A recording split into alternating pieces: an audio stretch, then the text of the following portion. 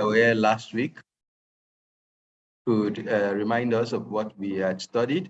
So if you're here last week, please help jog our memory of what we looked. Last week we had looked at what Satan considered, and we looked at A, B, and C. So we looked at how Satan considers a saint. We looked at A, B, and C.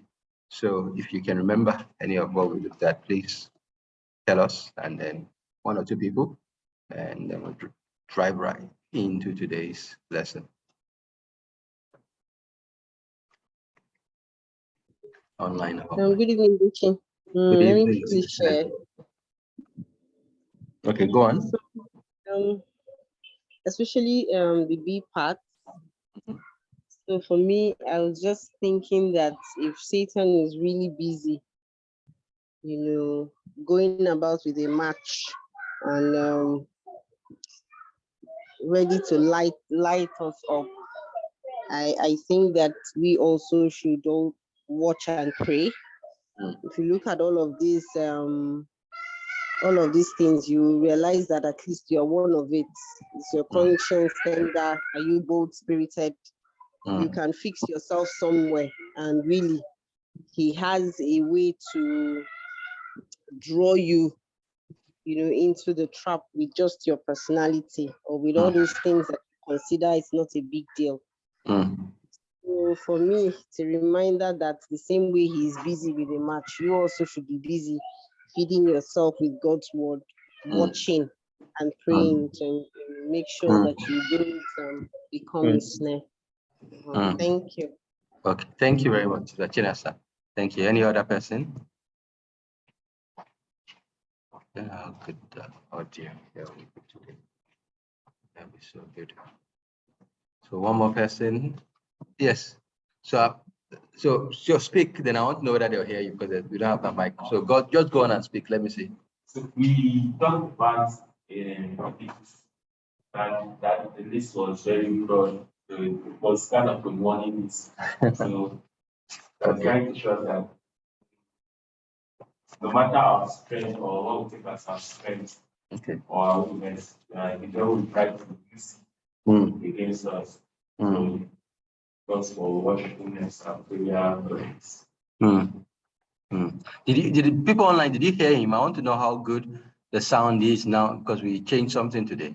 So please confirm if you heard what he said. Yeah, it was clear for me. Okay, all right. So it's more, this laptop is better than the other one. It's able to catch ambient sound. Okay. All right. So thank you, everyone. So we would like someone to volunteer to read for us. So we would like to volunteer to read for us today. So we would get right into today's one. Someone online, please.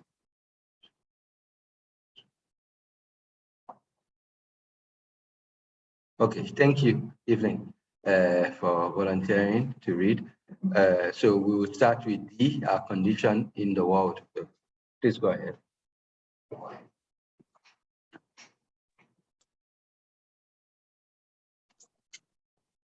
How our condition in the world.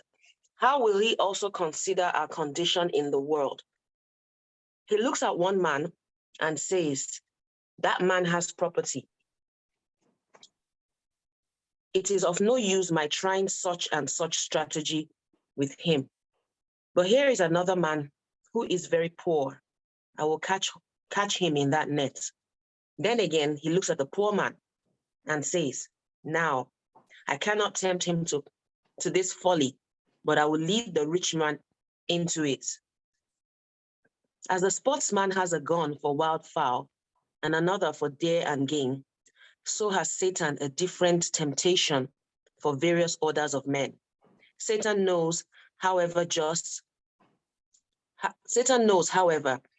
where to smite us, and our position, our capabilities, our education, our standing in society, our job, may all be doors through which he may attack us. Okay, thank you. So this is the fourth thing that Satan considers. He considers our condition in the world. So then that is our standing in society economically. So for example, many of you've seen television that people sell their children for money. You've seen it now. Do you know the going rate, Hilary? Does anybody know the going rate? Wait, the going rate when you sell your child? Yes, it's 150 for a woman, girl, about 300 for a boy. Now, someone laughed. Now, it sounds funny because even if someone was offered me 30 million for my children, I'm going to be like, I will slap the person. Now, the reason why that has never been a temptation to you is that money is menial in your consideration and you don't have need. So that temptation, the temptation that is reserved, and that's why middle class people like us, we're always like, it's almost like just beat the mother up.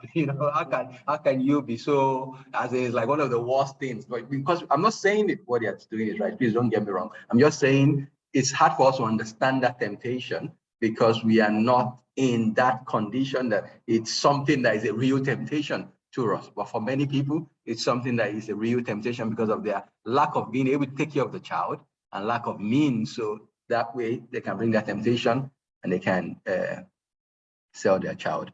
But when you consider rich people, have you noticed that you almost never see a poor person that's an atheist? Have you ever wondered why?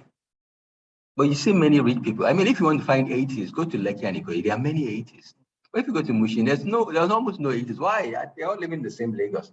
It's because poor people have problems. They need to pray to God every day. Because even if they don't go to church, they just need someone to help them. Because they feel their need every day. That this problem of this world is too much. If I don't have anybody, I can even pray. I think there's no God. There's no God. How can you tell me there's no? So where do I even go? Who will help me? You got a rich man. He doesn't need anybody. He feels like this God. You people are just opium of the masses. As who was it? That's Karl Marx, the opium of the masses. You people are just, I mean, because you have not, I saw someone put up a joke, he said, first of all, we don't have problem, we lack money. if they give you some money, most of your problems will so that's how the rich think, so they don't need God. My point is, there are particular temptations, and we could multiply examples, but the point is, what Spurgeon is trying to say here, Satan is like a hunter. There's a type of gun. You know the type of gun they use for wildfowl? They use, you people are seeing pellets now. Pellets, that's what they use when you are shooting birds. You know those shotgun pellets. You know why? Because there are 50 small pellets in it. So when you shoot it, it spreads.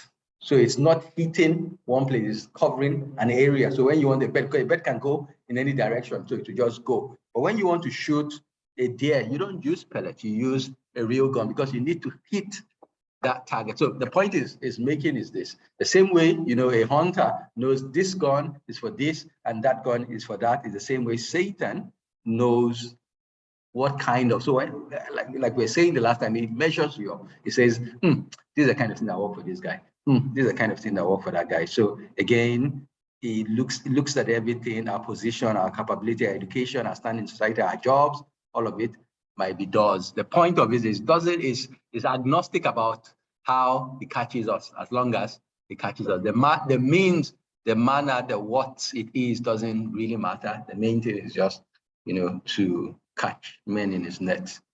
All right. Any question? Otherwise, I would have Evelyn to read on.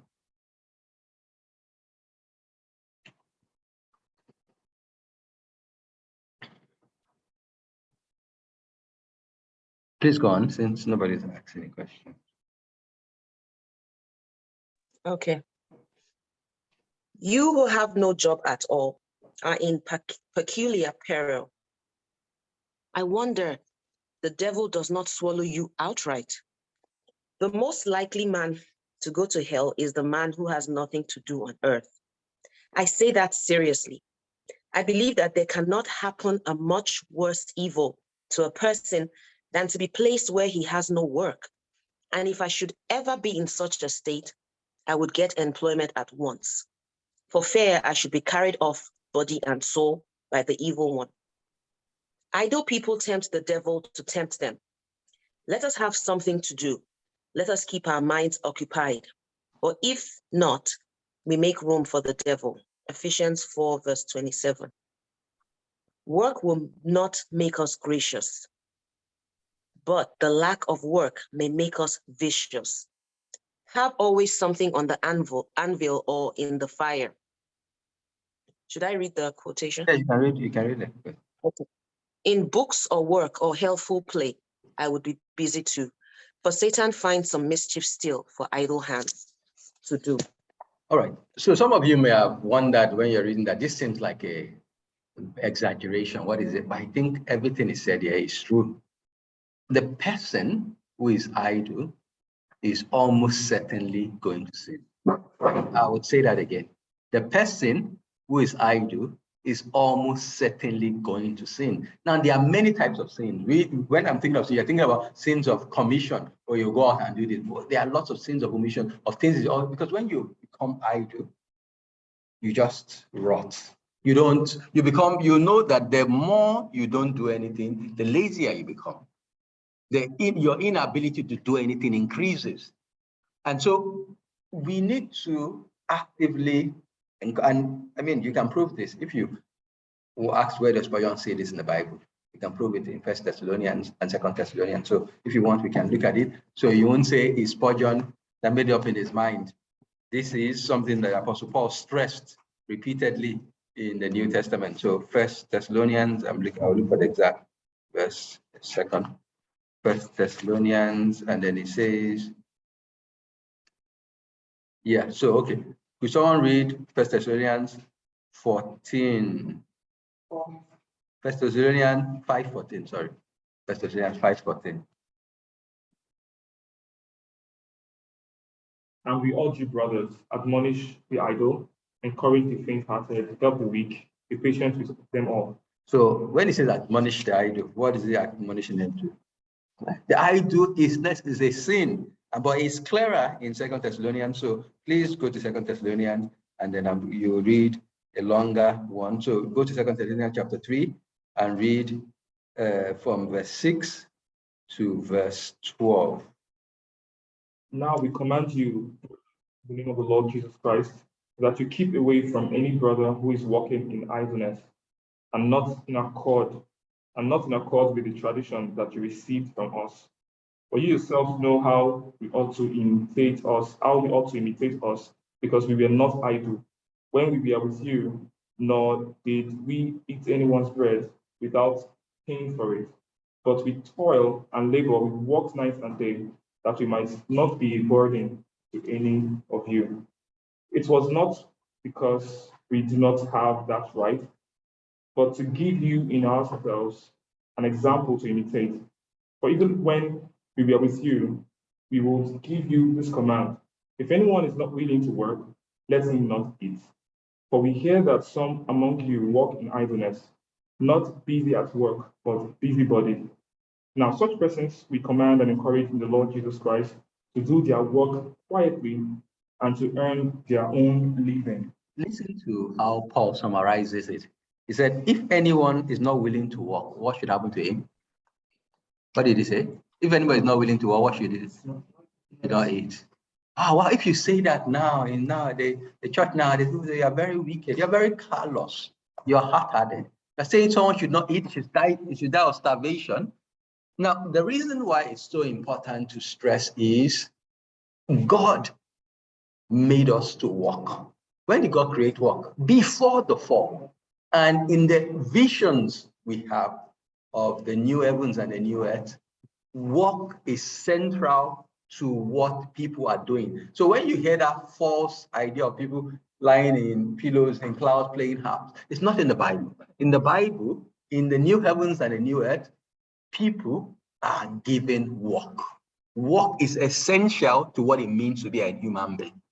And so if work is central, God created us for work, and we will work even in the new heavens and the new earth, how can anyone not realize the essence and the importance of work?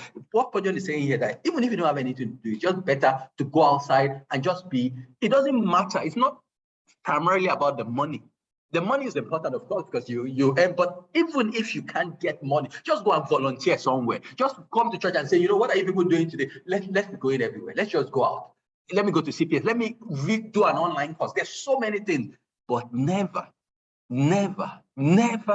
be idle. Because it's, there's that saying, not in the Bible, but it's a saying that has much wisdom. Yeah, say it. You're saying, say that.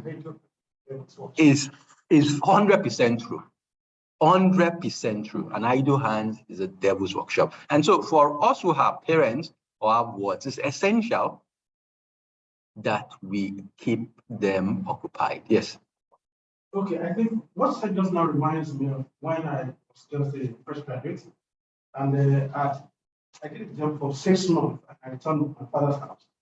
And my parents were very, very uncomfortable. So I had to ask myself, what would I do?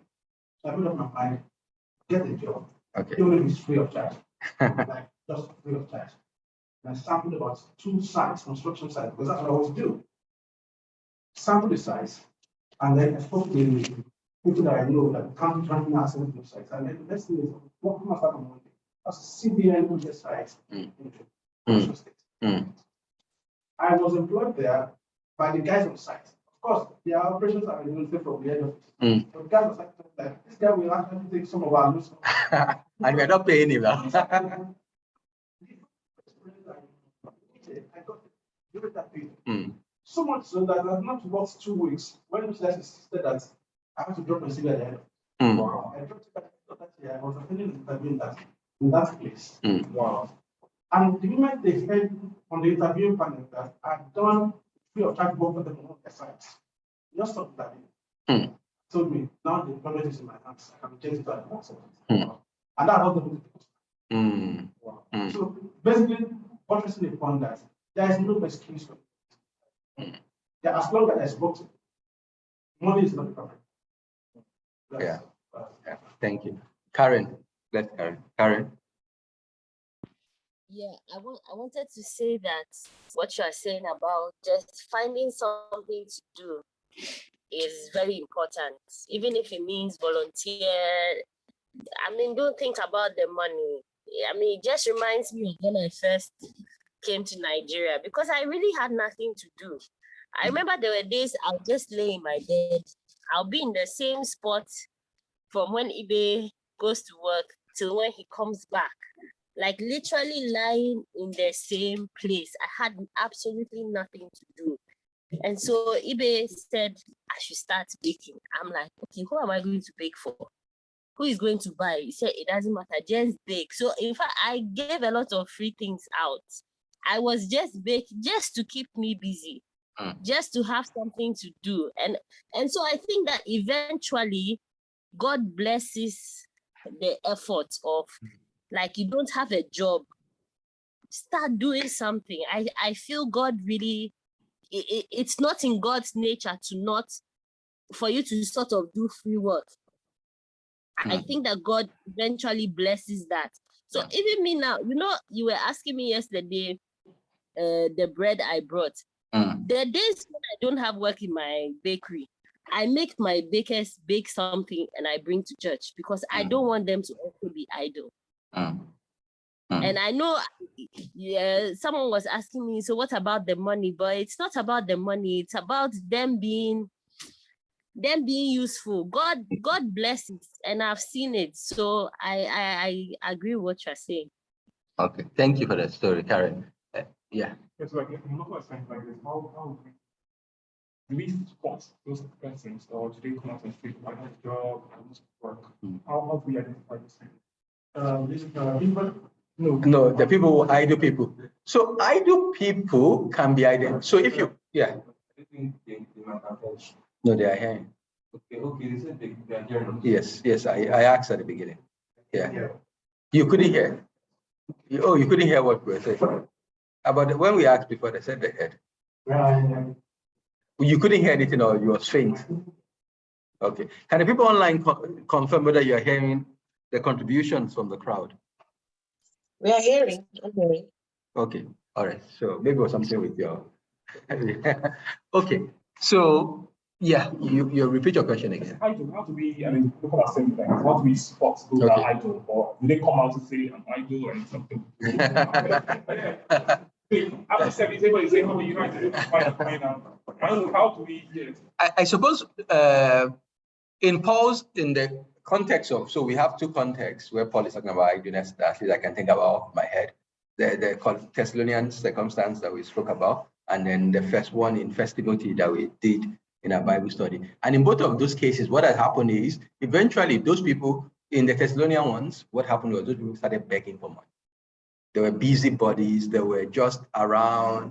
Say that's why I said, look, if they don't have anything to do, let them not eat. You can't encourage them not to do anything. And in the case of 1 Timothy, was a woman that was saying to them that they are busybodies going around people's houses gossiping. So you see the effect of idleness. It always comes out in one way or another because people have to do something. So if you have nothing to do, you're either going to be begging people for money, or you're going to be doing stupid things. You know, you are always, because you have so much time on your hand, you get involved in all kinds of nonsense you shouldn't get involved. And so again, is that sense of not opening up ourselves. So in the local assembly, the way you would see it is either these people that beg, and then you're like, okay, can I help you get a job? If you can, you know, look, in my experience is that many people, okay, so I used to have a boss that was Swedish, and he told me, you know, in Sweden, they have a welfare system.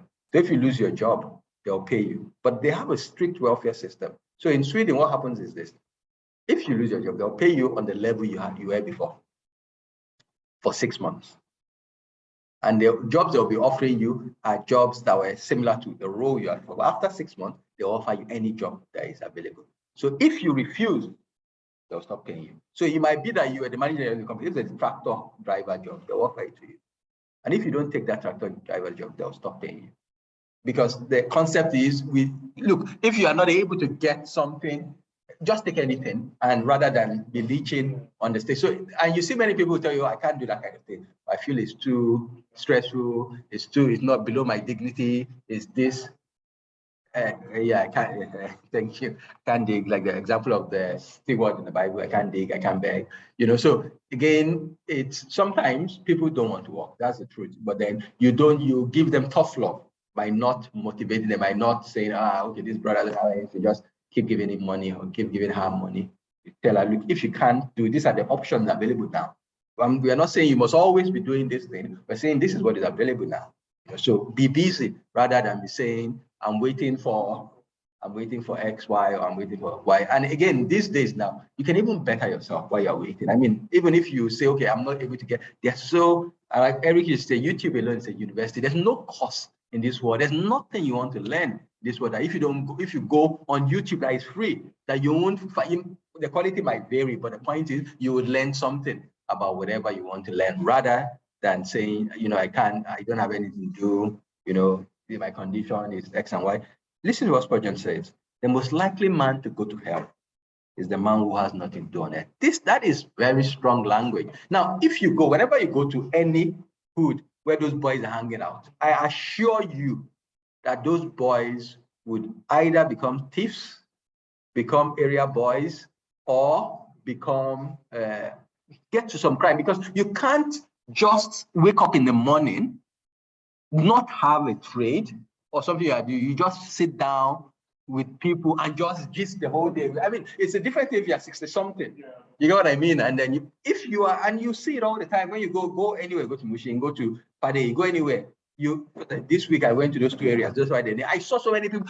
I'm like, this is 10 a.m. in the morning. You guys are standing around doing nothing. There's no way that if something happens, these boys will be involved in crime. It's just impossible not to, because you don't have a means of livelihood. You have a question? Yeah. So what John says again, he says, idle people tempt the devil to tempt them. It's like that because they don't even have time, but like they're just there. You know, they have nothing occupying their mind. And so again, it's not to overstress, it's not to overflood the point, but just to say to us, let's always be doing something. Let's always be occupying ourselves with things. Yes. And I think also for us as Christians, sometimes we need to be understanding, because work has evolved so much. Like, but some of us still have this notion that you are not out there in the sun sweating. You are not. Well, I'm not in the sun sweating. Most of us here, okay, maybe Hillary is, but most of us are not in the sun. That mentality, like this is someone trying to do something like this is not a secure thing, not a sure thing. Go out there. Meanwhile, in the world we live in, there's a lot of sure things. Well, I think the point isn't so much the activity in itself, but there's a sense in which, like now, I'm I'm drained. Do you understand? Because I've come from work. You understand? So that space that I would have been thinking, maybe I should still always research or something, I'm gonna sell it. Or, like, I don't have that kind of time to, those thoughts don't come in. I've come here now. We'll encourage one another when we finish Bible study. We'll go home, deal with children, you sleep. Like, there's activity, It's hard for you to even be tempted because where do you even have time to chase X, Y? Whether you're online or offline, like, or you're busy, doing something positive. So that time won't have it. I think it is an example in the Bible. When was I doing? Exactly. Yeah. Well, yeah, and thank you for that example. That's a good example. It's when he was idle that his mind started to see the things he shouldn't have seen if he wasn't where it should be. And then he quotes a poem. Obviously we don't know that poem anymore because it was a poem of his time. But he says it's an Isaac Watts poem, like you see. He says, in books, that is in study, or work, that's in employment, or in healthful play, that's in relaxation. So this is not saying people should not relax. This is not saying people should not study, but this is just saying people should be occupied. That is the key point that they are trying to get to. It's not so much, work. No, sometimes people are students. You may be a student, if you do a PhD and be a student until you're 35. The point is you're occupied, or you might be resting. I mean, it's not, you don't expect someone that just came from work, say, you must work till 10 o'clock. No, there are times you rest, you do other things. That's not the point. The point is, you can entertain yourself, you can distract yourself, but you are distracting yourself from the main focus. You are entertaining yourself so you can be recovered to the main thing you do. It can't be the main thing you are doing, and it says, as what says, otherwise Satan will find some mischief still for idle hands to do. So it's absolutely key. Chinasa say Nigeria is tough, no work here. And look, people say there's no work in Nigeria, but the truth is that there is plenty of work in Nigeria. People just don't want to do them. Let me give you an example. Has anybody here ever tried to start a farm? Have anybody here ever tried to start a farm? If you try to start a farm, you'll know that all the farmers in the farms are either from northern Nigeria or from Togo or further afield. You can never find a southern Nigerian who wants to work on the farm. Has anybody ever tried to get a Tyler or something? You would notice that Hillary knows, all the best workmen are not Nigerians. Why? Is it that the people in Cotonou or Benin Republic have better ability? No, it's because Nigerians have believed that they can't do that, and that work is too hard. Why would I be slaving in the sun when I can do X, Y, Z? I can go and join one politician somewhere and they'll give us money. So again, this is not to say Nigeria is not tough. My point is, a lot of times the problem is people don't want to do certain types of things. They just feel like, if I'm not doing X, Y, I'm not. And again, we are not even talking principally about money. Obviously, money is important because you have to feed your family, you have to feed yourself. But it's more about just having that sense in the back of your mind that I should not be idle. I should not be wallowing in self-pity.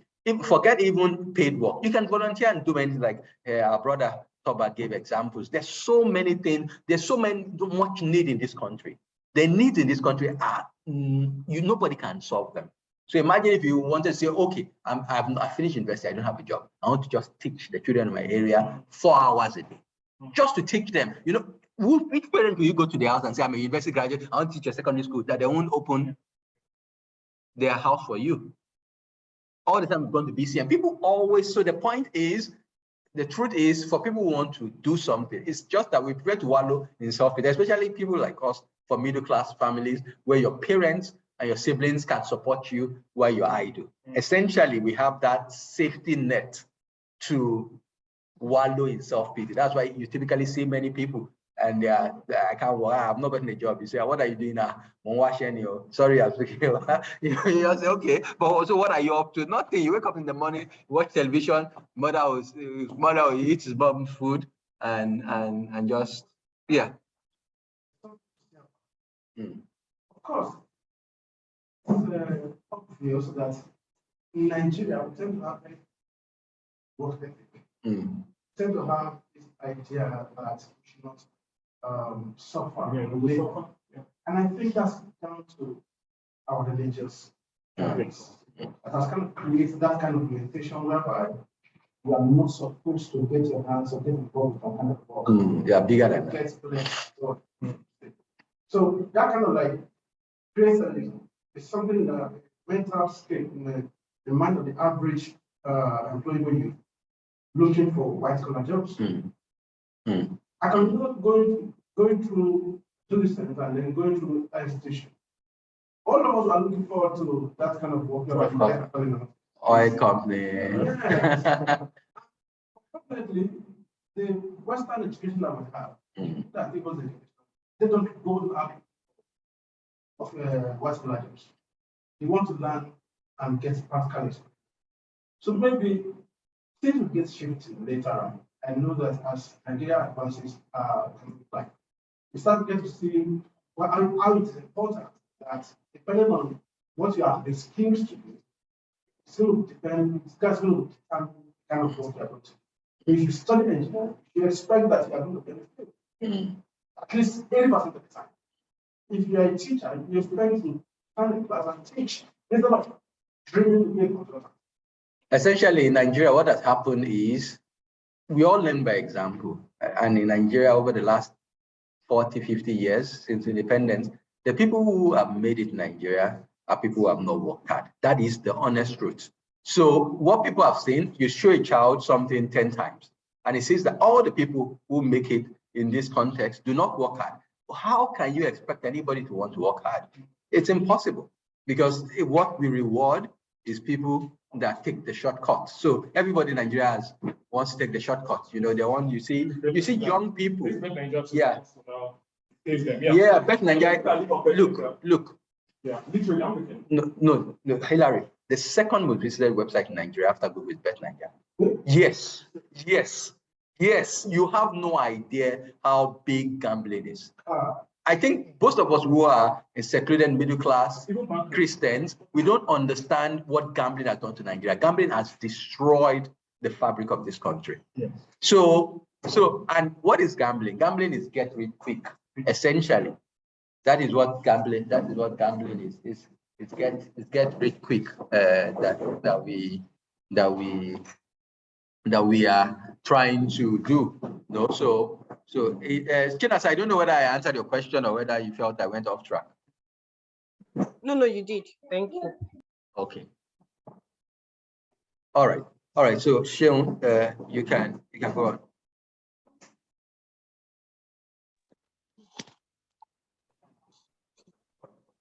So what taught us in our childhood, and so let us believe in our manhood? Work, books, or such recreations as are necessary for health should occupy our time. If I throw myself down in passive idleness, then, like an old piece of iron, I must not wonder that I grow rusty with sin. Okay. So here, essentially what he's doing is summarizing what we had looked at. And the thing about Spurgeon is that he's very good with analogy and pictures, metaphors. So here he uses a piece of iron. Look, even if you have a brand new car and you park it, what happens to it? It rusts. So if you stay still, you get rusty with sin. So again, it's important for us that we use our time well. And especially if we know we are accountable to God. Every day He has given us. It's a gift from Him. There's a return. Remember all the analogies. If you think about all the parables of the talents and whatnot, what is central to all those parables is the idea of return. God expects a return. The life is just not to live anyhow. The life there's something you should do with it, and so it's essential for us that we think about it, that we have to occupy our time and use our time well. So any question before we go to the next one?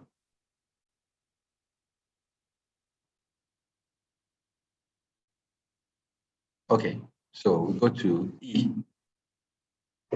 E, objects of our affections. Satan, when he makes his investigation, notices all the objects of our affections. I doubt not that When he went round Job's house, he observed it as carefully as thieves do a jeweler's shop when they plan to break into it. They very cunningly take account of every door, window, and fastening. They also look at the house next door, for they may have to reach the treasure through it. Just so, when the devil went round, jotting down in his mind all Job's position, he thought to himself, there are the camels, oxen, asses, and the servants. Yes, I can use all these very admirably.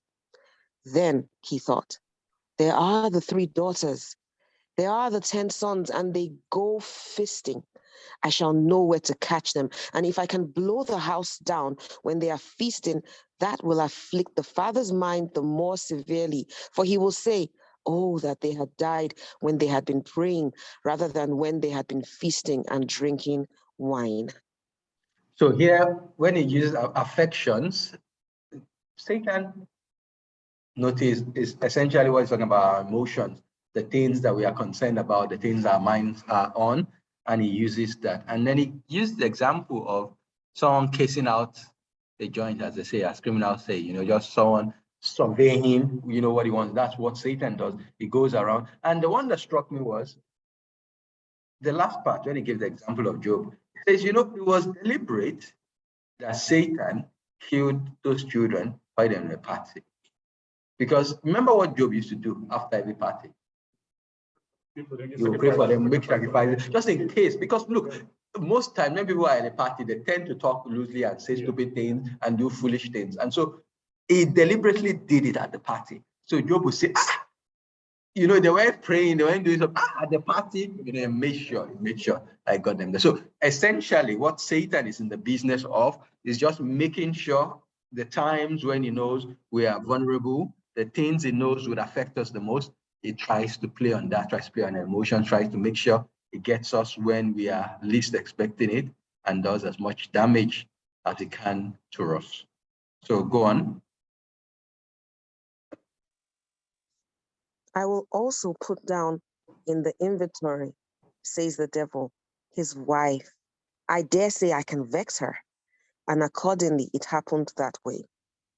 Nobody could have done what Job's wife did. None of the servants could have said that sad sentence so stingingly. Or if she meant it very kindly, none could have said it to affect him as much. Bless God and die, as it may be read, or curse God and die. Ah, Satan, you have plowed with Job's heifer, but you have not succeeded.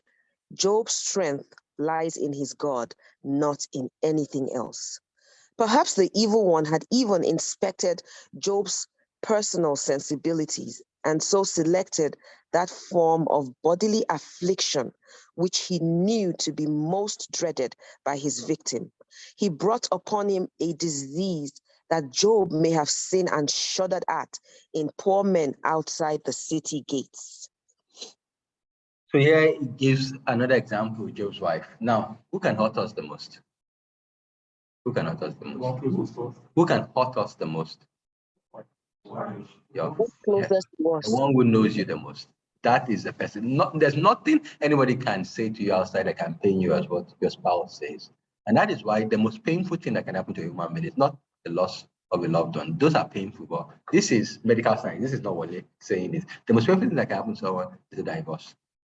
Because in a divorce, people say the person that knows you the most would say, they know your weakness. They know those things that you don't want anybody to know, and they would say it in public. Like there was this very big man, the things when his wife left him, said in public about him. She knew this is his most vulnerable thing about him, and she would say it because she knows it would destroy him inside. And so essentially what he's saying also that indeed the whole point of Job's story, another thing that Satan was using was to use his wife against him, because he knows that, look, if an outsider have said any of those things to him, and to him that we just having water off his back, but having his wife say it also meant much more. And then he also gives the example of even the disease. It could be, obviously, it's speculation. It's one of the diseases that Job, because he was very angry. Satan was very angry when he went back to God, because he had promised God that God should just allow him. If he removes the hedge around Job, God should allow him. That there's no way Job will stand. But then Job stood. So he went back, and Satan, he went instantly, and he must have thought that, what is the worst thing I can do to this man? Because the only reason I didn't kill him was because God said, you cannot kill him. The thing that I would do, that I would take him as close to death as possible without actually killing him, what I would do. It's very malicious, Satan. And so here we see how Satan, tries to get at us. He tries to get us at where he knows we are most vulnerable, and where he knows things that we are most concerned about are those things that he plays on. All right, go on. Brethren, Satan knows quite as much in regard to you. You have a child, and Satan knows that you idolize it. Ah, says he, there is a place for my wounding him. Even your beloved spouse may be made a quiver in which hell's arrows shall be stored till the time may come, and then they may prove the bow from which Satan will shoot them. Our habits, our joys, our sorrows, our leisure time, our public positions, all may be made weapons of attack by this desperate foe of the Lord's people. We have snares everywhere, in our bed and at our table, in our house and in the street. There are traps in company. There are pits when we are alone. We may find temptations in the house of God as well as in the world, traps in our successes and deadly poisons in our failures. All right. How many of you have heard of a man called John Owen? I'm sure somebody is hiding. I'm sure you've heard of him. Can you tell us how many children did John Owen have? And what happened to all of them? All of them died in their infancy. Now, the reason why I bring that up is, you see, when you see many people when they lose a loved one, at least I had many friends, when they lost a loved one, that they thought, why would God allow this? What happens to their faith? So-called faith. No, many of them backslide. Many of them say they are not in this thing again, because they say to themselves, if God can take this person that I love, and I don't want to believe in that. I mean, the reason why I mentioned John Owen is because this was a great man of God by any definition, and he buried 16 children, and he did not 11, thank you. 10 died. Okay, so he buried 10 children. 10 died. Whether 10 or 16. One died at the age of 20. Okay. So he buried all of them. Okay. Whatever be the case, he buried his children. And the point of the story is this: that did not make him lose his faith. Why? Because his children were not an idol. Is there anything that we think we cannot live without? That is the definition of an idol. Whatever it is, I'm not saying, is there anything that is important to us? Is there anything that God has blessed us with that we love? That's not the question. Is there anything we think that if God takes this thing from me, I can't live it? Then it means that is the most important thing to us. I'm not saying we should desire, you get my point. The point is, we need to have it in our mind that I'm not talking about pain, about grieving. That's what we're talking about. You're just talking about nothing, as Paul says, what shall separate us from the love of God. And then he lists, the things he lists are terrible things. They are the things that separate people from the love of God, actually. And he says, because in his mind, this thing should not separate us. If you know the love of God, it shouldn't separate us. But the problem is, because oftentimes we've not thought deeply about the love of God. And for us, those things are more important. Like, for example, I remember what one pastor said. He said, when he talks to some people, and the reason why they are leaving church is because they want to have a boyfriend. And they know the person, that boyfriend, is not a Christian. So they'll rather leave God than a boyfriend. I always just wonder that the God of the universe, the God that made all things, that controls us, you rather leave that God for a boy. You know what I mean? The point is, in your mind, that God is not, it's just a concept in your mind, you know. So this one seems real, you know. So you're telling me to hold on to a God I can't see, but this is something real. This is a benefit I can see. Let me hold on to this. So what he's saying here is that Satan knows our weaknesses. He knows when we idolize something, and he would use that thing to get at your faith, because he knows that if I attack this thing, I can attack this person's faith. This person's faith is weak at this point, and so he wants to get to you at that point. You know, there's a place. Yes. Pastor, I think what you are saying today. Yeah. What you are talking about, I think it relates to me a lot. So my own is, so growing up, I've developed a defense mechanism in my heart that I don't even know how to do. Because of, I have a very, very emotional heart. I grew up having, I love so much. If I love you, I love you so much. But then, because of how much it hurts when people you love hurt you, I developed a mechanism to not love anymore. Up to now, I don't know how to love anymore. Anyways, I grew up, because of, I'm scared of this thing. This is my fear. I don't have a lot of fear, but this is my fear. I'm afraid of loving someone so much that God not decide that when he wants to tempt you, he doesn't say anything. That's the person he wants you to tempt. You know, don't speak that person's life. So I'm scared of that. You know, so I'm scared of even my siblings.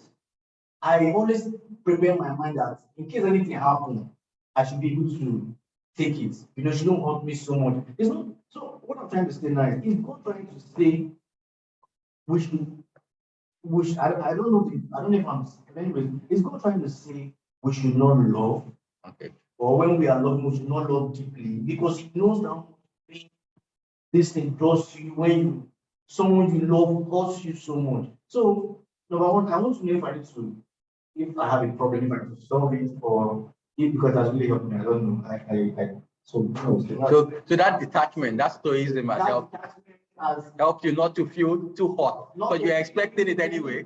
I'm expecting the worst from you know, but I don't like it hurts. Then as much as I'm saying I don't love anything, it hurts to be so detached. I can be so close to you, but my heart is, you know. So it hurts me so much that I'm able to love the one I know I can love. So yeah. Does anybody want to answer? Joseph, you're saying something. Also, I need help. I understand. Yes, Joseph first. Answer first. Then I will come.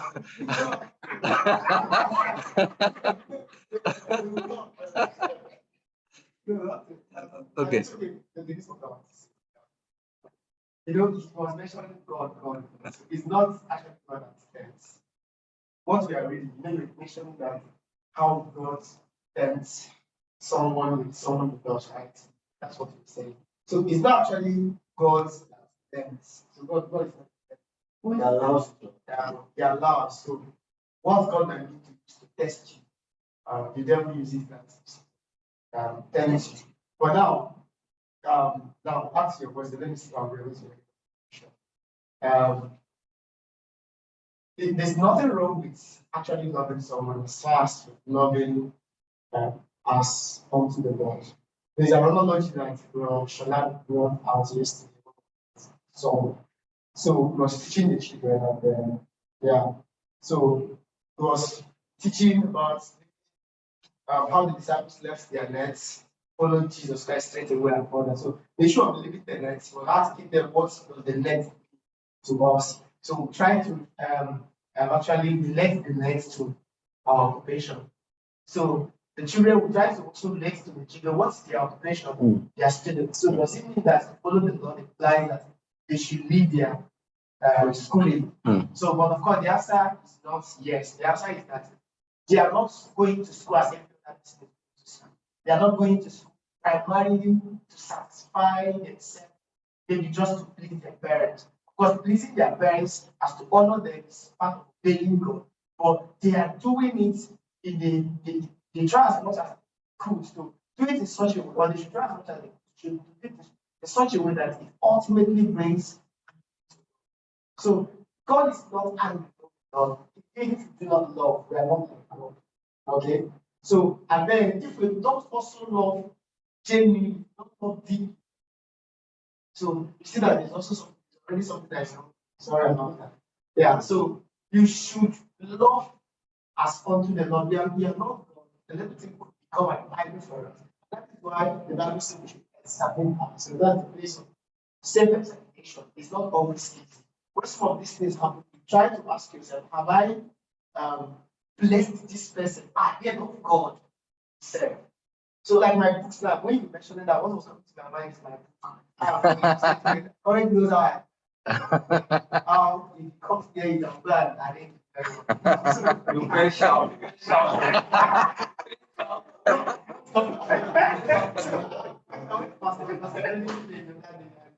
My book was just trying to keep it well, totally rushed and keep it down the first part. The second time, I screamed that you want Joseph, you know books more than God.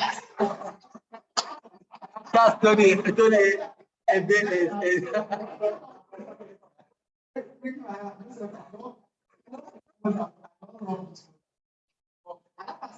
Just know that it's one thing. Because if any attack is coming to my own force, something happened at them. I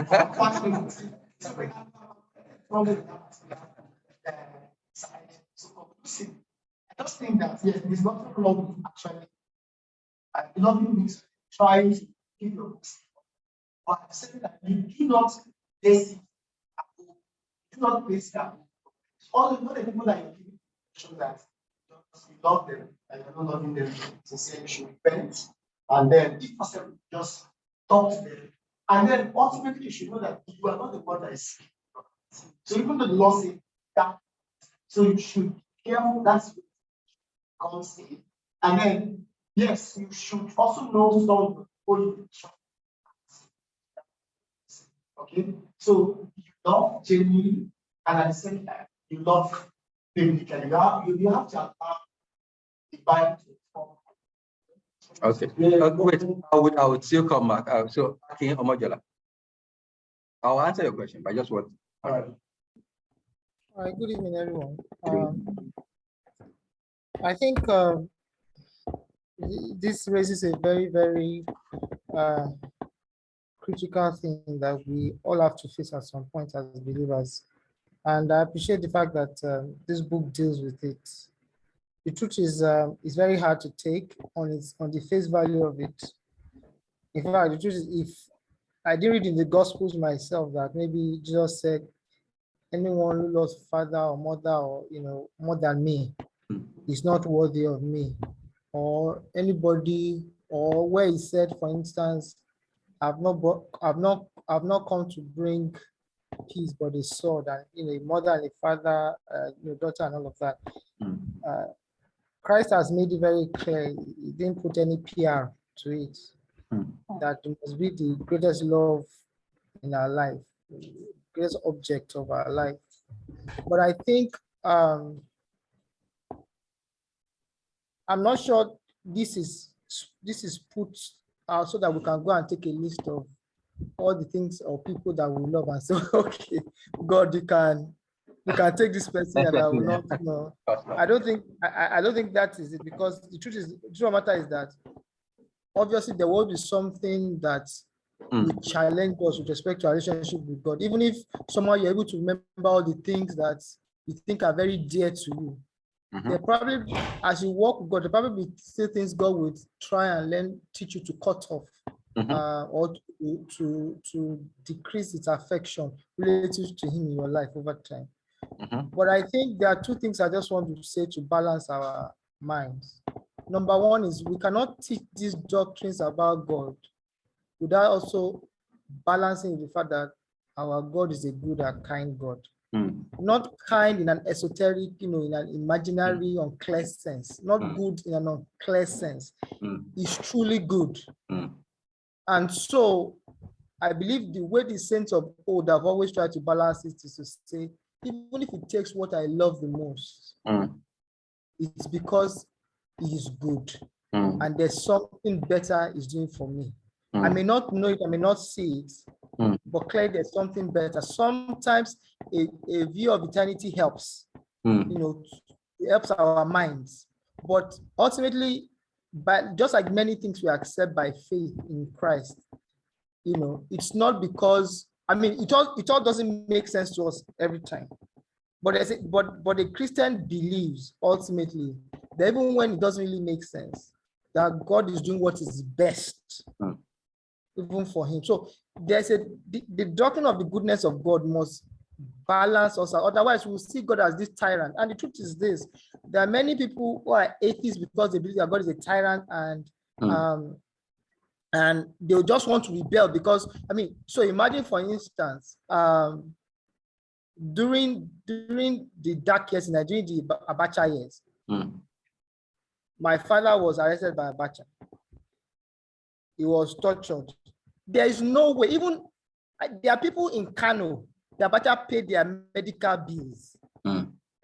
There is no way I can see him as a good man. No way. So some people just rebel against God because they're like, well, maybe you are on this good side of this God, but me, I've always been on the evil side of this God, and so it's not good to me. So that the first thing is the doctrine of God's goodness must garrison in our heart that God is truly good. And even if we get things that we don't like, it's probably because our information is limited. Number two is that God gives strength. So it's not a case of, I was talking to somebody recently, and I was saying that God said, when you go before the judges and the people, don't rehearse what you are going to say. I will give you what to say in those. Because the truth is that when people face those tough times, like those missionaries, like those, it's not because you have stilled, you're not a stoic. It's not because you're a stoic. It's not because you have stilled your mind. You have, meditated and built this mental block, where you can control your emotions and control this and all of that. That if that is what our hope is, okay, when this trouble eventually comes, let me just prepare myself so that I'm so strong. The truth is that we are still trusting in the arm of flesh and we will fail. But the other thing is that we need to believe that God will give us the strength, will sustain us. The sustenance to go through the valley of the shadow of death is not because of some internal thing that I have built. Now, of course, we have to meditate on the word of God. We have to mentally confront these issues and try to seek to answer them from the word of God like we are doing today. But the ultimate thing a believer should be looking to is that God, you will sustain me, so that though I walk through the valley of the shadow of death, I will fear no evil because you are with me. It won't be because I have prepared, I have listed the 10 people I love the most, and I've not said, okay, if you take this one, if you take this one. So I just want those two thoughts also to sort of balance or help us so that we are trusting God more than thinking about the nature of the problem or about the power of the devil to hurt. Thank you. Thank you very much, Akin. Very good point on the goodness of God. Humphrey. Okay, to the question he asked, I think I'll first of all point to the message yesterday's sermon about Abraham and Isaac. Okay. Abraham and Isaac. I think first of all, we should understand the context of Abraham. He has been looking for a child for a very long time. And then when God was saying, God did not just say, take your son and go and sacrifice. If not, Abraham could have said, I will just choose the one that was not Isaac. And God pointed whom you love. Genesis 22 verse 2. And he also mentioned Isaac. And God didn't tell him to go immediately. God gave him time to ponder over that, over that command. So first of all, we already know how Abraham was expecting and they were expecting the promise of God. And it's like God has given them that exact promise. And then after, he didn't even allow, let's say, Isaac to be like some few months. He allowed Isaac to grow and then, or assurance that, okay, finally we've gotten the promise of God. And then God was telling them to go and sacrifice the one that he gave to them. So that's the first thing that I want to say. Then secondly, Job 23 verse 12, where Job was saying that he has esteemed God's words more than the necessary food. So it's not that we shouldn't love, because God have commanded, husband, love your wife, love your enemy. in the Bible, like there was almost every command is about you having to love or do a command that God has given. So the answer is not necessarily that we shouldn't love, but in comparison to God's love, where does it stand in the scale of things? So let's say the first commandment, thou shalt love the Lord your God with all the might and all your strength. So if you evaluate Abraham's love towards Isaac, we could tell that there was a sense of deep love towards it. But when it was brought before the scale of God's love or God's obedience, it was almost inconsequential. So yeah, we should love, but the love shouldn't take a supreme role in the things of God. That's what I want to say. Thank you, Humphrey. Okay, short, make it short. Okay. I just wanted to add one thing to the question, is that we cannot escape pain. Yeah, I think because if others want to be slaves, don't try to detach yourself. But we are commanded to love. And once we love, there will be pain. People will want you. People you even judge. You so that we are, but you still have to love. But our chief love, like they said, is Christ. So we can always draw comfort, knowing how much we also hurt the one who loved us the most. So when people hurt us, we should not stop us from still loving, but we should expect that pain. Love is pain. I mean, you can sing a song and make money. So I want to take something that he said first, which is the importance of choosing who we love. So we have to start from there. So essentially, I mean, think about when we're young unbelievers, when you go and love a young man, go and love one very stupid girl. And then exactly, as stupid. I like the way Joseph said, as stupid, and you a very stupid person, like a very stupid girl, and then you will now break each other's heart. You know, I mean, all girls are fools, all men are bad, all you know, and you're foolish. You're both foolish. So there is that part which is. But then look, even after you've done all of that, you have to love people. I love my parents. I love my wife. I love my children. If anything happens to any of them, it will be terribly devastating. Now, how do I deal with that potential? Like you said, because my heart is exposed to them. That is why when they kidnap, that is why, have you ever thought about it? That the logic of kidnap, the reason why when they kidnap someone you love, you sell everything. Everything you have. You sell your house, you sell your car. Someone will offer you maybe 500K for your car, you give him. Because they understand just what it means for you to love someone. But if they kidnap your neighbor and they're telling you like, hey, yeah, this country is bad. Will you offer to put out your car? Of course not. But the point I'm making is love exposes you to this thing. So how do you deal with that potential hurt? And that is, I think that's what you're talking about, Abby. That how do you deal with that potential hurt? And look, people have thought about different ways. So the one way, what you're talking about is essentially stoicism, which is you don't allow your heart to be affected. So stoic is just we talked about it last time. Yes, it's just essentially just a Greek philosophy. But it's still a popular thing in the world that a lot of people do. That just detach yourself. Essentially, it's like Buddhism, because what Buddhism is essentially you are learning to detach yourself from the pain of this world. That's essentially what Buddhism is teaching you, to detach yourself. That all pain comes from attachment. So when you detach yourself, it can't affect you. So essentially, you get to nirvana when you're completely detached. You are completely detached. That's their heaven. That's like the aim. That's the aim of. But that's not Christianity, because we know in Christianity that when God talks about his own pain, in Christianity, God talks about the pain. Talks about how the people of Israel break his heart. Talks about how we in sin, the pain of God seeing us in our state. So if the God we serve is a God who is not detached, we cannot be teaching detachment. What we teach is the fact of, so remember, what did God tell Paul when Paul was praying? 2 Corinthians, I think, he said, take this thorn. And God said, I won't. Yes. for my grace is sufficient. And he says, well, for my strength is made what? Perfect in weakness. And essentially what it means is this. You don't realize how proud you are until you are in trouble. Now, as you are now, you think you are not a proud person. I think I'm not a proud person. But lose your job or whatever it is that was giving you self-esteem. And you realize that actually, I used to believe in that thing so much. And what does that thing make you do?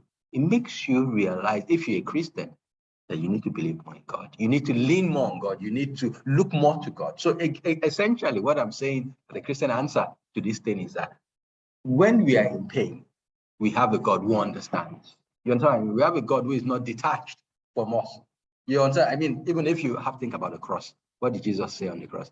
My God, why have you forsaken me? So even when Jesus understood what it meant, the pain of that loss, that sense of loss that he felt on the cross. So essentially what I'm saying is that God understands. And like Aki was talking about, it's not to say we can understand it. It's not to say it's not painful. It's just to say that sense of, you know, I have a friend that her mom died. And she was saying, talking to me later, she was saying that when people came around, a lot of people were saying, sorry, I'm sorry, who was the person that she felt connected to the most was another friend of ours that her mom has died. And she was just saying, but just that sense that you understand what I'm going through, just gave them a connection that nobody else there had with her.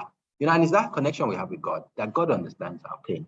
So even if all the people around you don't understand, we have a God that understands. We have a God that can give us strength when we are weak. So again, it's to say that, yes, exactly. I like the way it says the high priest. So it essentially is to drive us closer to God. So all these things makes us realize how much so like, look at even what we're talking about, how much, take the death of a child, God forbid, nobody ever prays. One of the worst things that can happen to a parent. It just makes you realize that many times you have invested so much in you. There was this story, I've said it before, about one of the greatest preachers of all time. What was his name again? Whitfield.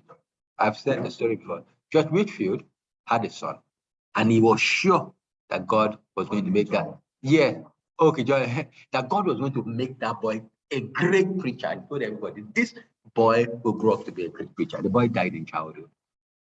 So the point, what John got from that was that he had presumed, he had put so much trust even in his own feeling of what he thought God would do. So many times too, we've put a lot of trust. So these things just teach us to detach. You know what I mean? So you think, okay, well, I'm going to do this with my wife. I mean, my wife and I have plans for many years from now. But God forbid, if she dies, it just makes you realize just how transit, you know, if I die, or you know what I mean? So the point is we don't know tomorrow. So it just forces us to live on. I've talked too much, but you sort of get the point of what I'm trying to say. Yes. So, question more like if somebody, if you say you love someone, and the person that does something that should break your heart, and you didn't act as though, it's not as though you're pretending not to be pain, but actually, does that not tell the person that actually like, does it? I understand what you mean. Does it not reveal how superficial and artificial they are? That's you were like because love. So even though love does not expect best all the time, love opens all the know all kinds of practices that you mentioned. It's Corinthians 13. So one of the things that you see so when somebody does something, he doesn't even see you in jail. Do they? He doesn't even see, yeah, that's normal. Like, just like a boy shooting after a girl, going, doing everything. The person just, after everything, the person does you that. You think a lot. Just behave like him. It doesn't really, like, I'm saying it just for us, it doesn't really tell you that genuine love, and that's why seek must deliberately seek. The only reason why God is not, that's not for the truth. You see, because we have to, it says God has his emotional life at the same time. When you see God is crying. It's also an attribute of God that tells you. So in those two sides, that side of me, no compassion, that side, find others, condescending to people, to see that God is in it. So how can I don't want to do that thing? I end this a very short video of compassion. When you were talking about the kind of unbiblical view of the married life, the choice of the married partner, they're looking for someone who would not do anything that you would do for the person. When you yourself clearly that the fact that you desire the person with God means that you shouldn't be looking for a woman who would never have known you. Okay? And then because you need mercy, in those attributes of God, we're just trying to relate it to daily life choice of and it was very, very good. Okay. So hold on, sorry, I'm still not clear. Okay. What do I do? Okay. So what you do is to be vulnerable. Vulnerable. Yes. I've tried and can't. Okay. Like, I don't know how. Okay. So when you say okay.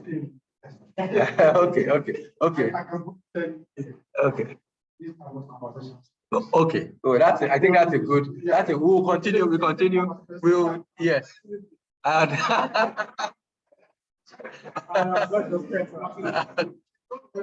okay. All right. But we'll continue conversation. Really, we'll continue conversation. Really. Okay. And let's end with this quotation that Humphrey posted, which is a quotation I like very much, which is by C.S. Lewis about love. He says, "To love at all is to be vulnerable. Love anything and your heart to be wrong and possibly broken. If you want to make sure of keeping it instant, you must give it to no one, not even an animal. Wrap it carefully around with hobbies and little luxuries. Avoid all entanglements. Lock it safe in the casket or coffin of your selfishness. But in that casket, safe, dark, motionless, airless, it will change. It will not be broken, but it will become unbreakable, impenetrable, irredeemable. To love is to be vulnerable.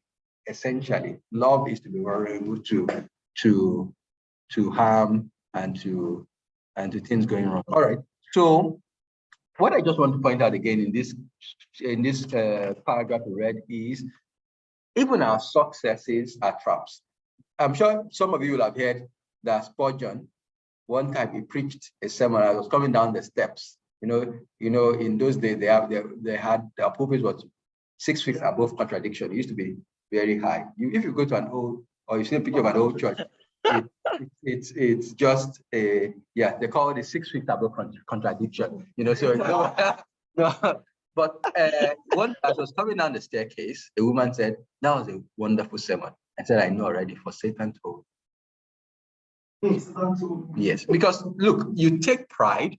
I'm sure many of you have heard that a good preacher wants people to say, "That was a wonderful sermon." But a great preacher wants to say, "That was a wonderful savior." There's a big difference. Because in the wonderful sermon, the attention is on the speaker.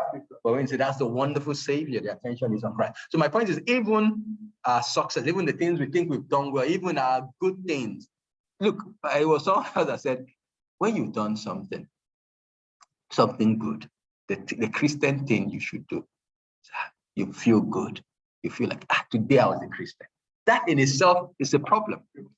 Because remember what Jesus said. When you've done all you've been asked to do, what should he say? Yeah, but why does God say that?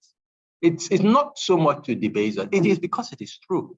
Because even when you've done the thing you think you should do, you have not done 9 other things you should be doing. So it's that sense of once you start congratulating yourself, you play too. You think, look, people that think that if you talk to a Nigerian politician, usually they think they are doing well. Jokes apart. Usually they think they're doing well because they'll tell you how many people's school fees they pay. And they pay an immense number of school fees. You'll be shocked at how many people they pay their school, how many people they pay for the hospital bills and stuff. So, but essentially, you and I can look at the country and know there are so many more things they should be doing. Not because they are not doing anything good, but just because the whole thing is a bit. So that's the same way the picture also of our own lives, of just how much more we should be doing. So we want to be careful that even our successes are not things that would. Satan uses everything to tempt you. I mean, think about one of the things many of these pastors that we don't like or disagree with. if you talk to them, part of what makes them untalkable to is the success of their ministry. I will never forget there was one popular Pentecostal pastor that criticized the others, criticized one person, and the answer of the other person the next Sunday was, I have a church of 50,000. I cannot be listening to criticism from someone that has a church of 3,000. That was his response on the pulpit. You get my, because it's just like, look, God has blessed this ministry. You know, so when someone is saying, I've done this, I've done that, I've done that, look at the evidence of God's work. That evidence would, quote and unquote evidence, would not allow him to listen to the truth. And Satan has used his success to trap him. And it happens to all of us. It's not just that man. Those things you think you are doing well. Okay. What do you mean? In what sense?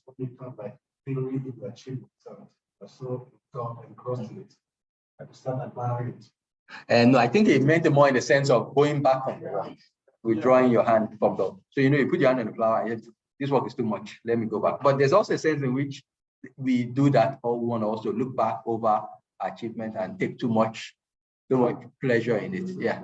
The question, for instance, there's days I go out because I thought it gives me response, like you pay attention, and then I feel encouraged.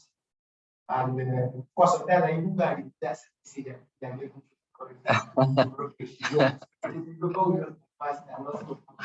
So, but one trying to say that if I feel when I think people I gave me destiny, and then I feel bad when I think people didn't give me positive response.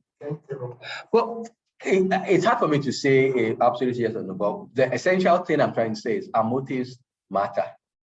So we don't serve God because it makes us feel good. And many times we serve God because it makes us feel good. Abi?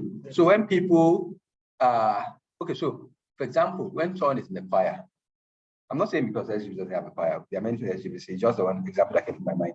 When someone is in the choir and they sing and people are blessed, many times the identity becomes that. And then you see people fall into sin, but then they can't stop being in the choir. And you ask them why, they say, because I'm blessing people. So I want to, but are they, when they say they're blessing people, I'm not saying they're not blessing, but essentially what are they saying? They're saying that whenever I sing, I see people moved. And that moving is what I consider to be blessing them. So we need to be careful. Is that really blessing them? You get what I mean? So it's just that sense of our motives matter. You get what I mean? So we need always, all of us need to be examining our motive. We have to examine. It's not so much that someone, you should be happy that someone, or why should you be happy? You should be happy that someone is turning to Christ. Not because whether it's through you, whether it's true. Remember what John the Baptist said? He said, look, the bridegroom is happy for that. It's not, he doesn't want anybody to be looking at him because it's about this person. It's not, if you're on the train of the wedding, you're not saying, why are you not taking more pictures of me? You know, because, you know, that's the person that you came for his day. So that's the idea, you know, we are here for Christ. So as much, or look, we all struggle with this thing. So it's not only you, all of us struggle. We are depressed when things, quote unquote, are not going well. And we are so excited when things are going well. So we yo-yo and we are not, you know, steadfast as we should be. All right. We have one more paragraph. So please read for us. We must not expect to be rid of temptations till we have crossed the Jordan, and then, thank God, we are beyond gunshot of the enemy. The last howling of the dog of hell will be heard as we descend into the chill waters of the black stream. But when we hear the hallelujah of the glorified, we shall have done with the Black Prince forever and ever. So one thing about temptation, the temptation would not cease, it would not end. Indeed, the fact that we are tempted is a good thing, because people who are giving him temptation, they don't even notice again. You know that. If you enter into a pattern of sin, it stops being a temptation because it now becomes a habit. You are not tempted per se. This is who you are. You know, but the fact that we still feel bad, we still fight sin, is a sign of life, that we are alive, that we still have something in us. So again, it's just to say we would be tempted by Satan until we die. But the good thing is, like he said, the way he uses the imagery of crossing the Jordan. You know why? Because when the people of Israel crossed the Jordan, where did they enter? They entered the promised land. So it's that same way. So death, and that's why I think it's also in Pilgrim Progress, they use that same imagery, because death is crossing over onto that other side. And so again, we look forward, and as Christians, we should look forward to being on that other side, being with God, being free from the presence of sin, from the power of sin, from just all this temptation, these things that, I mean, sometimes you think you've done so well, and then something happens and you realize you have not made the progress you thought you've made in whatever area. You're like that, wow, it was just that the circumstances were good. You know, when you think that, you get what I mean? The circumstances were good for a while, so I wasn't having that stuff, and now the circumstances have changed, and I realized that I've not made the progress I've made. So again, we keep fighting sin, and the aim of, next week, we're going to look at the other side, but the aim of him looking at this side is just to be realistic. Let us just be realistic about this life, the presence of sin, what Satan does, and how we should never. So his aim here is for us not to rest on our oars. That's essentially what this first part we've looked at, that we don't become complacent. We understand we are in a battle. We understand we are fighting, and that Satan is a ferocious and vicious enemy. And you are never, let me just end with saying this, you're never above any sin. You are never above any sin. Please don't ever feel, many times I hear people say, me, I can't do that. Please never say that. What you can say is that I thank God that I have some measure of victory in that area. But don't say you can never do that, because you can do anything. In the right context, with the right set of circumstances, yes, you can do worse than you think you cannot do. So again, don't put the trust in yourself and your ability to overcome, to fight. Just trust God. Pray, be on the outlook. So you never become relaxed and just chill and just say, now I've reached a certain level of maturity. I don't have to do all these checks and balances that I was doing before. Now those things are not an issue again. You need to always check yourself. Remember what Jesus told the disciples: be awake. Be awake. So let's go. Any questions or comments? Yes, courage. So I have a question from the paragraph for you. Last I wrote there, shouting and successes and then poison. And my question is, I know it's humility is quite a broad topic, and it's asking for a strong people to go around to answer, to say how, because whoever you're asking, it's not a question, it's the Lord. But my question is specifically directed to things that are natural. So for example, you can take pride in having money, the man that can, well, anything really can go. But I'm talking in context of things that say you can't change. Okay. So I don't know what analogy. So I don't know, say you are in the land or with one-eyed men. Okay. Everyone in that land is one-eyed, but you have both eyes working, and because of that, you feel quite prideful among your one-eyed brothers. You're not going to start again. Okay, because I'm prideful, I'm going to block out of my eyes. So, but my question is, because first, that's the personal thing. Sometimes whenever I walk into Mr. Brothers, there's that thing that a lot of times clicks into my mind that I have this, or and they don't, or I'm like this, and they aren't like this. It's how does one battle that? So I think it's always to put the focus on the giver. So take your economic condition. You're better than 90% of Nigerians. Why? I mean, at least you have not started working. So you're better than 90% of Nigerians because of who family you were born into.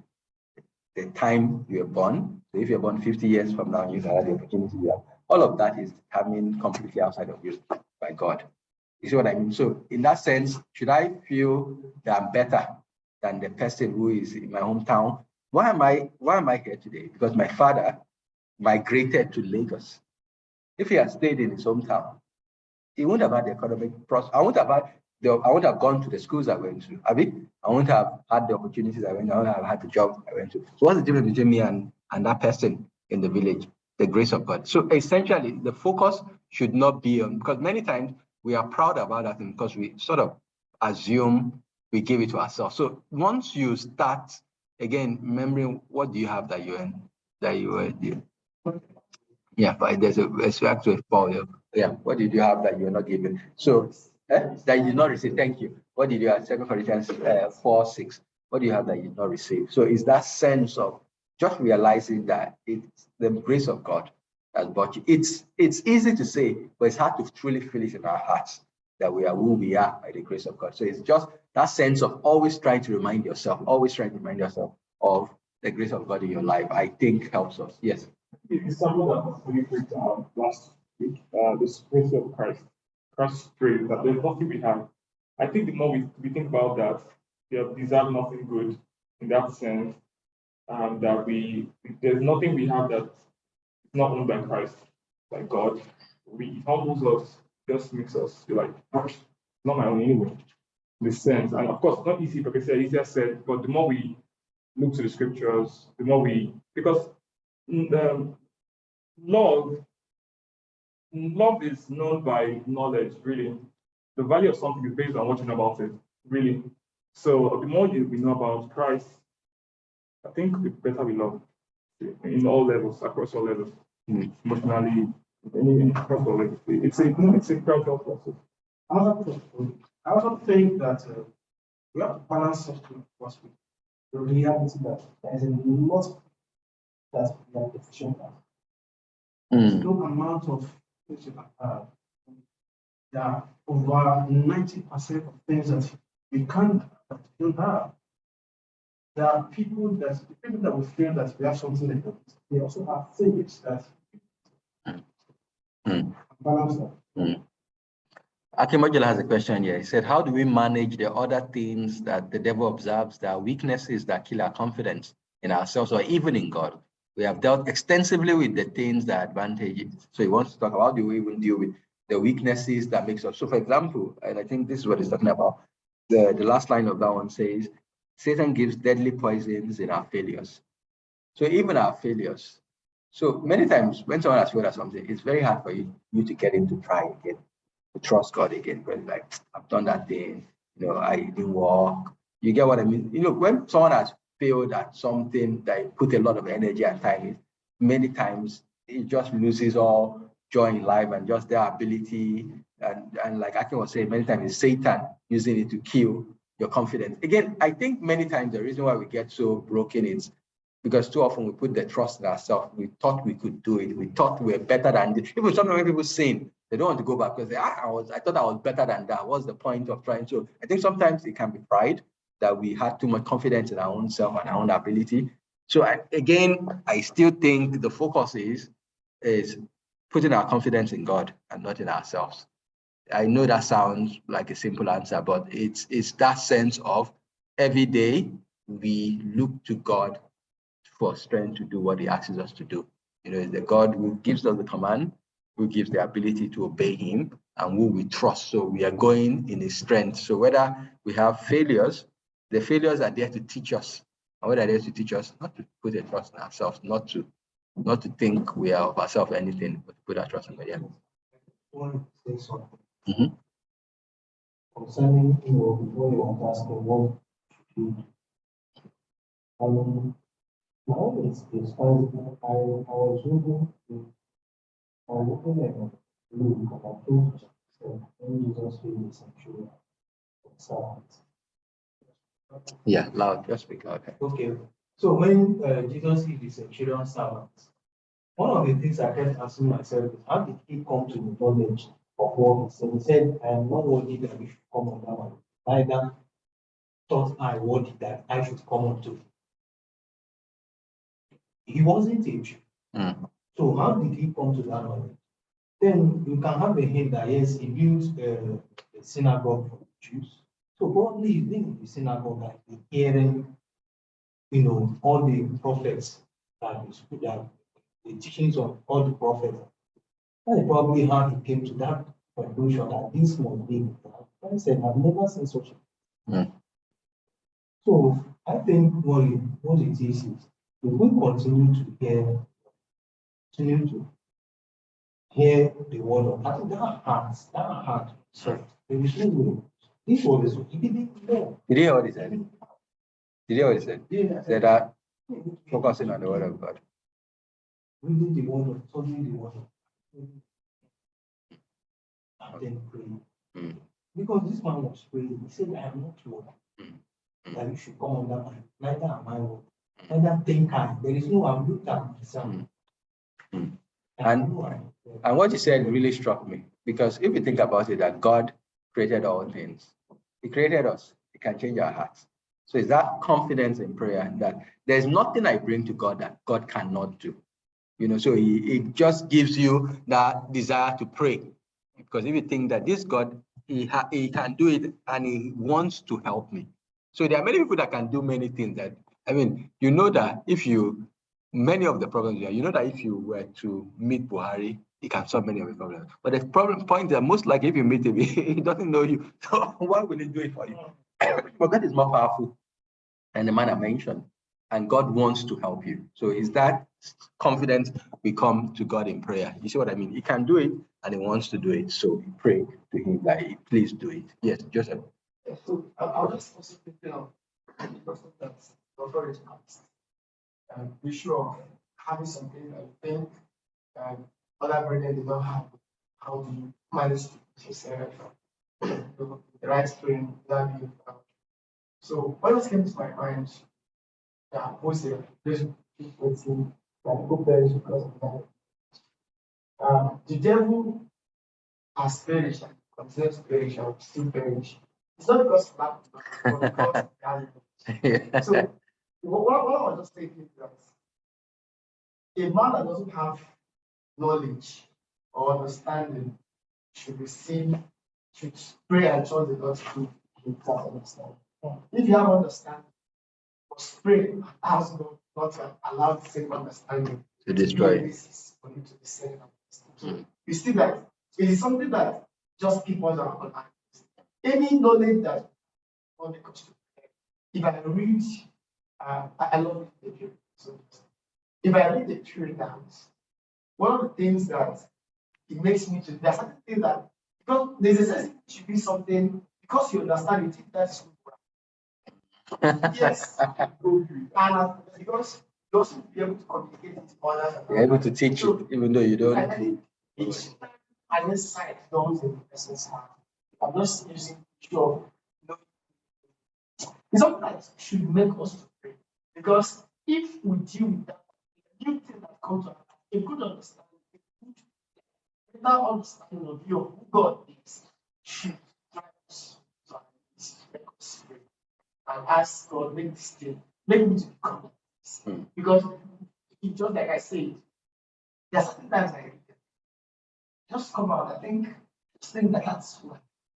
Until 2 days, 3 days, 4 days, I will just feel that like the thing was preaching to me, this is what you should do. Not strong with it makes me to pray, and of course I'm proud and letting God to help me. We should always receive knowledge from the present possible. Thank you.